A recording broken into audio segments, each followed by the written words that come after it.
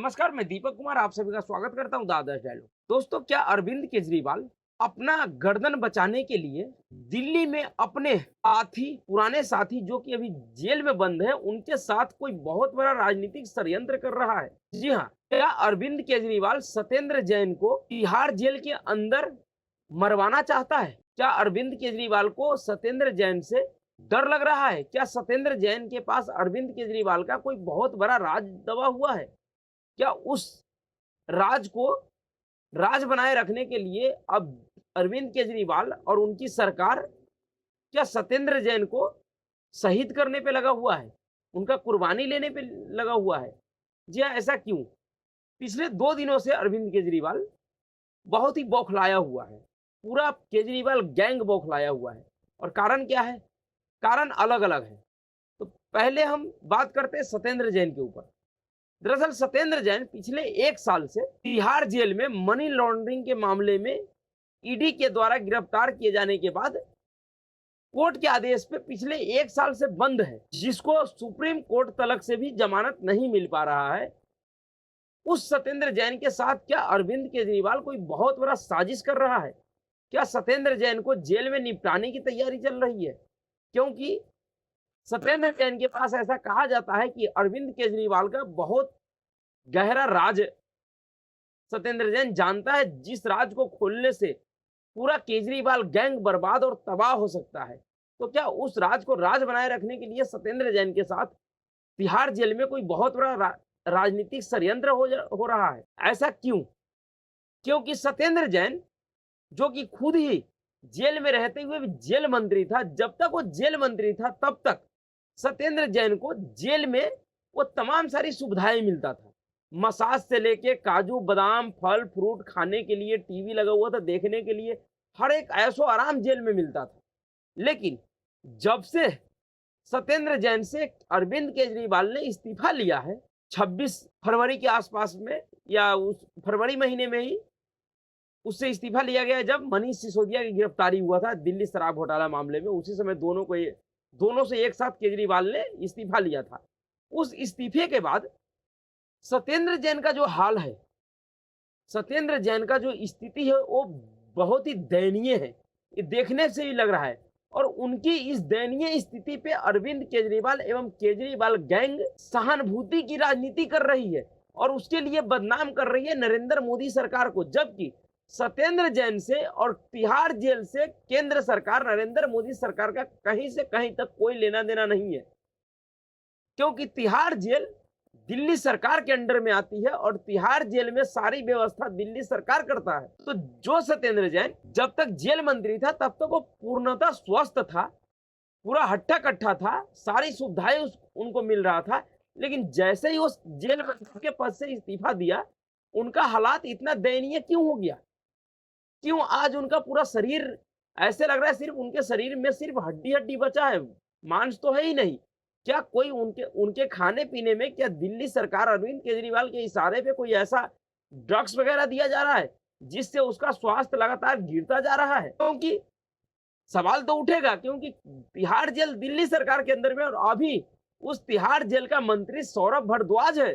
तो क्या ये सारा का सारा षड्यंत्र अरविंद केजरीवाल एवं केजरीवाल गैंग के नेता अपना गर्दन बचाने के लिए कर रहा है? क्या अपना गर्दन बचाने के लिए सत्येंद्र जैन का बलि लेने पे उतर गया है लोग? अगर ऐसा है तो केंद्र सरकार को इसमें जरूर हस्तक्षेप करना चाहिए। उसके बाद मनीष सिसोदिया के मामले में भी अरविंद केजरीवाल एवं केजरीवाल गैंग एक तरह से पूरी तरह से झूठ फैला रहे हैं पूरे देश में। कारण क्या है? कारण यह है कि 23 तारीख को मनीष सिसोदिया को राउज एवेन्यू कोर्ट में दिल्ली पुलिस पेशी के लिए ला रही थी। उस समय मनीष सिसोदिया को कुछ पत्रकार गैंगों ने, जो कि इस देश में अब एक पत्रकार गैंग एक्टिव हो गया है कि वो उस पत्रकार गैंग को हर एक आरोपी से इंटरव्यू करने का बहुत ज्यादा इच्छा होता है, सवाल पूछने का इच्छा होता है। उसी तरह से जिस तरह से प्रयागराज में अतीक अहमद और अशरफ अहमद से पत्रकार गैंग सवाल पूछ रहे थे, जिसके दौरान अतीक और अशरफ के साथ क्या हुआ ये पूरे देश और दुनिया ने देखा कि किस तरह से पत्रकारों के आड़ में हत्यारों ने उसका फायदा उठाया। उसी तरह से मनीष सिसोदिया से भी पत्रकार ऐसे ही सवाल पूछना चाह रहे थे, उसी तरह से घेर के उनका एक तरह से उनका इंटरव्यू लेना चाह रहे थे, उनका वाइट्स लेना चाह रहे थे, जिसको दिल्ली पुलिस ने मना करते हुए मनीष सिसोदिया को सुरक्षा दृष्टि से, सुरक्षा कारणों से उनके गर्दन के पीछे हाथ रख के और एक हाथ दूसरे कंधे पे रख के जल्दी से उनको वहां से भगा के ले गया एक तरह से। क्योंकि अगर इन्हीं पत्रकार गैंगों के आड़ में फिर से अगर कोई अनहोनी हो जाता, तो फिर ये केजरीवाल गैंग यही कहता कि देखो जी, मैं पहले से कह रहा था ना, मनीष सिसोदिया को मरवाना चाहती है केंद्र सरकार, आज मरवा दिया।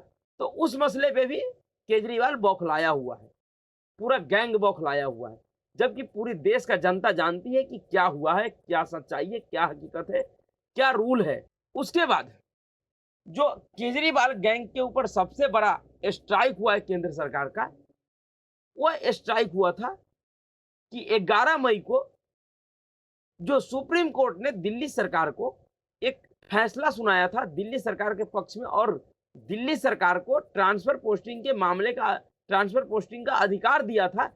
उस अधिकार के ऊपर केंद्र सरकार ने जो अध्यादेश लाया है, उस अध्यादेश के खिलाफ वह अरविंद केजरीवाल जो विधानसभा में खड़े होकर कहता था कि मैं हूं दिल्ली का मालिक, जब उनको हकीकत पता लगा, जब उनको कानून समझाया गया और दिखाया गया कि भाई तुम कोई मालिक वालिक नहीं हो, जनता ने तुम्हें वोट दिया है, तुम्हें चुना है, इसका मतलब ये तुम्हारे बाबूजी का संपत्ति नहीं है कि तुम मालिक हो गए, तुम मालिक वालिक नहीं हो। तुम्हारी हैसियत सिर्फ इतनी है जितनी दिल्ली में एमसीडी का मेयर का होता है, इससे थोड़ा बहुत ही ज्यादा है, उससे बहुत ज्यादा भी नहीं है। तो उसके लिए उस अध्यादेश को राज्यसभा में गिराने के लिए, रोकने के लिए अब वो अरविंद केजरीवाल देश के कोने कोने में तमाम उन नेताओं के चौखट पे अपना नाक रगड़ रहे हैं, जिसको ये कभी ये कहता था कि ये सारे नेता भ्रष्टाचारी है, सब चोर हैं, सबको हम जेल भेजेंगे। आज उन्हीं भ्रष्टाचारियों, उन्हीं चोरों से मदद मांग रहे हैं, समर्थन मांग रहे हैं कि किसी भी तरीके से इस अध्यादेश को, जो अभी अध्यादेश के रूप में आया है, जब ये बिल के रूप में आएगा अगले पार्लियामेंट सेशन में, तो इसको राज्यसभा में रोक दिया जाए, क्योंकि लोकसभा में इनको रोकने का तो हैसियत है नहीं कि देश के किसी भी राजनीतिक दलों का, क्यों लोकसभा में इस बिल को रोक सके। तो इन्होंने राज्यसभा में रोकने का प्लान बना रहा है। उसी प्लान के तहत अभी 2-3 दिन पहले बिहार के सीएम नीतीश कुमार, जिनका लोकसभा में मात्र 16 सांसद है और राज्यसभा में 3 सांसद, वह अभी दिल्ली के मुख्यमंत्री से मिले थे और उन्होंने आश्वासन दिया था कि हाँ, हम आपके साथ हैं, हम इसको रोकने की कोशिश करेंगे। राज्यसभा में जिस प्रमुख विपक्षी दल का सबसे ज्यादा सीटें हैं, सबसे ज्यादा सांसद हैं, वही पार्टी अरविंद केजरीवाल को जोरदार झटका दे दिया है। जी हाँ, मैं बात कर रहा हूं कांग्रेस पार्टी का। राज्यसभा में अभी भी सभी विपक्षी दलों से ज्यादा सीट कांग्रेस पार्टी के पास है। अध्यादेश के समर्थन में साफ साफ ऐलान कर दिया है कि हम इस अध्यादेश के खिलाफ केजरीवाल जैसे लोगों का समर्थन नहीं करेंगे, हम इस अध्यादेश के समर्थन में हैं, हम इसका विरोध नहीं करेंगे। राज्यसभा में चाहे किसी भी सभा में हम इसका विरोध नहीं करेंगे। यह कांग्रेस के द्वारा कहना अरविंद केजरीवाल के लिए सबसे बड़ा झटका है, और सिर्फ अरविंद केजरीवाल के लिए झटका नहीं है, यह सबसे बड़ा झटका बिहार के सीएम नीतीश कुमार के लिए है, क्योंकि जो नीतीश कुमार विपक्षी एकता का बीड़ा उठाए पूरे देश में घूम रहे हैं, उस नीतीश कुमार को कांग्रेस पार्टी ने अरविंद केजरीवाल का विरोध करके सबसे बड़ा झटका दिया है, सबसे तगड़ा झटका दिया है। दरअसल नीतीश कुमार को अब शायद उनका भी हैसियत उनको समझ में आ जाएगा कि वो क्या करना चाह रहे इस देश में, क्या जो करना चाह रहे वो संभव है। राजनीतिक सत्ता के नशे में, लालच में उन्हें कुछ दिखाई नहीं दे रहा कि वो करना क्या चाह रहे हैं। जो वह नीतीश कुमार वह काम करना चाह रहे हैं जो संभव नहीं है। लेकिन आज दिल्ली कांग्रेस के नेता अजय माकन ने ट्वीट के जरिए एक बयान दिया है। उन्होंने क्या कहा है बयान में? दरअसल मुख्यमंत्री अरविंद केजरीवाल पर निशाना साधा। उन्होंने पूछा कि उनके पहले के मुख्यमंत्री अपना दायित्व निभा सकते हैं, तो केजरीवाल इतनी अव्यवस्थाएं क्यों फैला रहे हैं? केंद्र सरकार और दिल्ली में मंत्री रहे माकन ने मंगलवार को कहा कि कांग्रेस का केजरीवाल का समर्थन करना और अध्यादेश का विरोध करना अनिवार्य रूप से पंडित नेहरू, बाबा साहेब अंबेडकर, सरदार पटेल, लाल बहादुर शास्त्री और नरसिम्हा राव के नरसैंगिक विवेक और निर्णयों के विरुद्ध खड़े होना जैसा है। अजय माकन ने ट्वीट पर एक लेख के माध्यम से प्रशासनिक, राजनीतिक और कानूनी पहलुओं से केजरीवाल के अध्यादेश के विरोध और कांग्रेस के समर्थन की मांग को गलत बताया। उन्होंने कहा कि अरविंद केजरीवाल और उनकी पार्टी प्रदेश कांग्रेस के खिलाफ काम कर रही है। वह पार्टी केंद्र की भाजपा सरकार को विभिन्न मुद्दों पर समर्थन देती आई है। माकन ने कहा कि दिल्ली के प्रशासनिक मुद्दे पर देश के कई नेताओं ने बार बार विचार कर निर्णय लिया। आजादी के बाद से किसी भी प्रधानमंत्री ने दिल्ली की निर्वाचित सरकार को अधिकारियों को हस्तांतरित और पदस्थापित करने की शक्तियां प्रदान नहीं की। यदि यह अध्यादेश पारित नहीं होता तो केजरीवाल को एक अद्वितीय विशेषाधिकार प्राप्त होता, जिससे शीला दीक्षित, मदन लाल खुराना, साहेब सिंह वर्मा, सुषमा स्वराज जैसे पूर्व के मुख्यमंत्रियों को वंचित रहना पड़ता। उन्होंने कहा कि मूल रूप से सहकारी संघवाद के सिद्धांत दिल्ली के संदर्भ में सुसंगत नहीं है। यह मात्र एक राज्य या केंद्र शासित प्रदेश नहीं, यह राष्ट्रीय राजधानी है। दिल्ली के निवासी इस स्थिति से लाभान्वित होते हैं।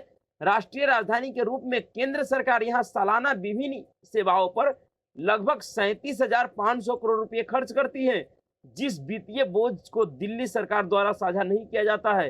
कानूनी पहलू पर माकन ने कहा कि सुप्रीम कोर्ट के एक हालिया फैसले का पैरा 95 केंद्र सरकार को कानून में संशोधन करने की अनुमति प्रदान करता है।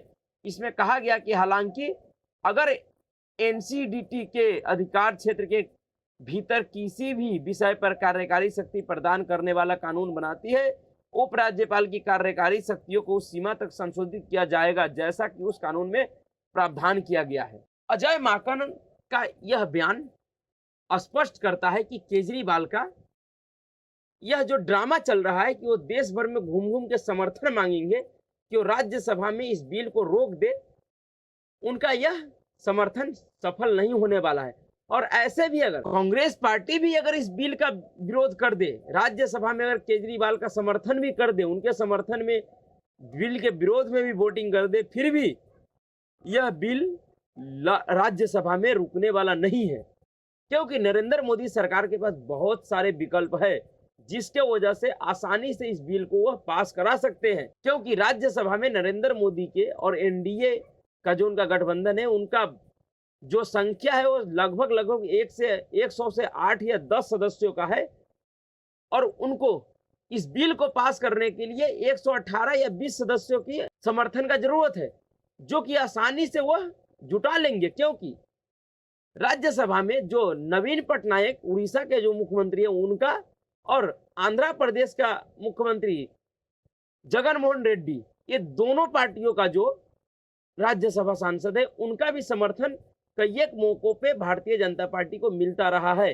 तो राज्यसभा में भी कोई इतनी बड़ी चिंता की बात नहीं है कि वो इस बिल को नहीं पास करवा सकते, आसानी से पास करवा लेंगे कांग्रेस के समर्थन के बाद भी। लेकिन कांग्रेस का और खास करके अजय माकन का जिस तरह का स्टैंड है, अगर इसी स्टैंड पे कांग्रेस पार्टी अड़ी रहती है तो फिर अरविंद केजरीवाल के लिए आने वाले दिनों में मुसीबत बढ़ने ही वाला है, उनको कोई राहत नहीं मिलेगा।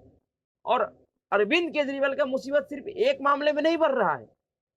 अरविंद केजरीवाल को दरअसल वो जिस तरह का राजनीति कर रहे हैं, उनके जो केजरीवाल गैंग के नेता है वो जिस तरह का बयानबाजी कर रहा है, बेवकूफी भरा बयान दे रहा है लगातार, उन बयानों की वजह से भी इनका परेशानी और बढ़ने वाला है। क्योंकि जिस प्रधानमंत्री का पूरे दुनिया में जिस तरह का क्रेज है, इंटरनेशनल लेवल पे जिस तरह का समर्थन है, जिस तरह का सम्मान है, ऐसे प्रधानमंत्री को अनपढ़ कहना यह बिल्कुल ही आपराधिक मानहानि का ही मामला है। क्योंकि एक तरह से अरविंद केजरीवाल एवं केजरीवाल गैंग के नेता प्रधानमंत्री को अनपढ़ बता के भारत के बहुसंख्यक वोटरों के द्वारा चुने गए प्रतिनिधि का अपमान कर रहे हैं, उनको नीचा दिखा रहे हैं, और खास करके भारत के प्रधानमंत्री का अपमान कर रहे हैं, जिसके लिए इनके ऊपर कार्रवाई बनता है।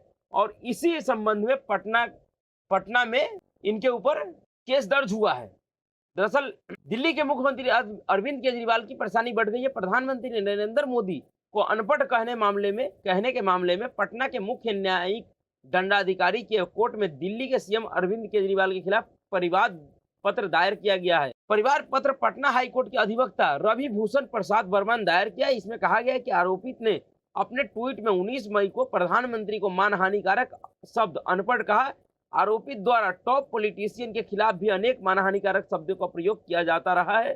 परिवादी ने कोर्ट को बताया कि प्रधानमंत्री की शैक्षणिक योग्यता जानकारी चुनाव के नॉमिनेशन पेपर में उपलब्ध है।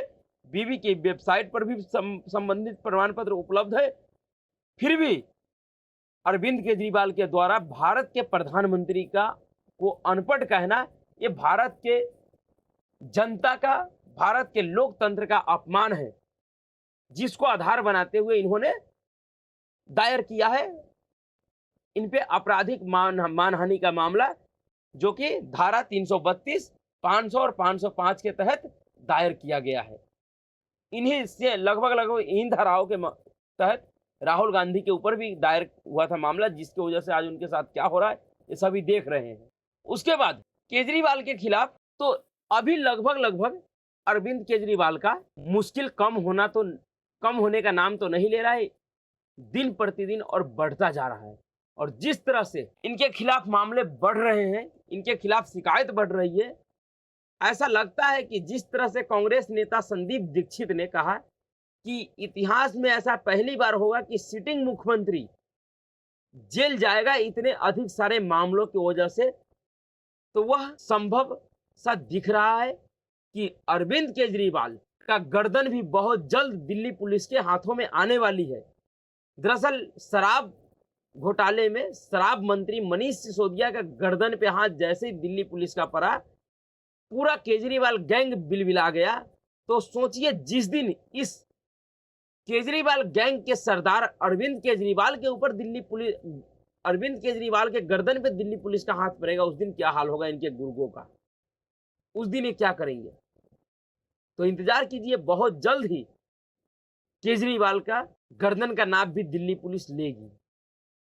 तो अभी के लिए इतना ही। अगर आपको वीडियो अच्छा लगा तो वीडियो को लाइक कीजिए, शेयर कीजिए और चैनल को सब्सक्राइब कीजिए। नमस्कार।